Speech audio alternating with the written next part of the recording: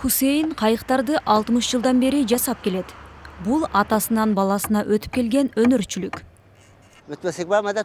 Менин ата-бабаларым 19-жылымда Либаб аралынан Дурман айылына жер которгон.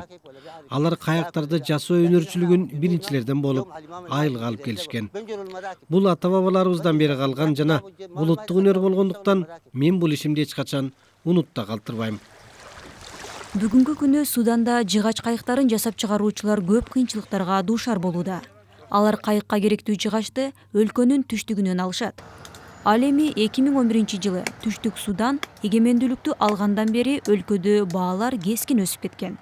Кылымдар бою жыгач кайыктар Нил дарыясынын жээктеринде жүргүнчүлөрдү жана товарларды ташып, балык улоого жана башка өлкөгө саякаттоого колдонулуп келген.